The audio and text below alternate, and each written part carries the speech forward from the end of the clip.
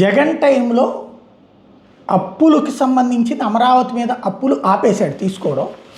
అదే సందర్భంలో ప్రభుత్వం తరపున 5,000 కోట్ల రూపాయలు బడ్జెట్ ప్రకటించారు. మొదట్లో 6,000 కోట్ల రూపాయలు 5,000 కోట్లు ప్రకటిస్తే 2019లో వచ్చినప్పుడు ఆ అమరావతి 1,50,000 కోట్ల ప్రాజెక్టుకి ఆఫ్టర్ ఆల్ 5,000 కోట్లతో ఏం చేస్తాడు, అమరావతిని పండబెట్టాడు అని తిట్టిపోశారు. తర్వాత జగన్కి అప్పుడు అర్థమైంది, మనం కనుక అక్కడ ఎంత చేసినా వాళ్ళు పట్టించుకోరు, మనల్ని తిట్టిపోస్తూనే ఉంటారు అన్నటువంటి. దాంతో అక్కడ కాకుండా తీసుకొచ్చి అపర్ణ టవర్సు, ఆ రామకృష్ణ టవర్సు ఆ ప్రాంతంలో రాజధాని పెడదాం అనుకున్నాడు. వాళ్ళతో మాట్లాడే పని అప్పుడు విజయసాయిరెడ్డి గారు వీళ్ళు కూడా చేశారు.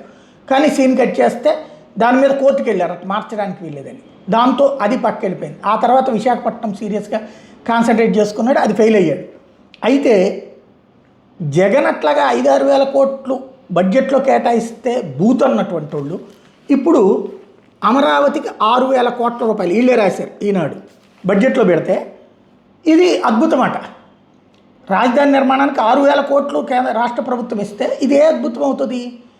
ఇప్పటికే 57,869 కోట్ల విలువైన 97 పనులకు అనుమతులు ఇచ్చి 6,000 కోట్ల బడ్జెట్ ఇస్తే ఎట్లాగవుతుంది, ఎలా సాధ్యమవుతుంది డెవలప్మెంట్?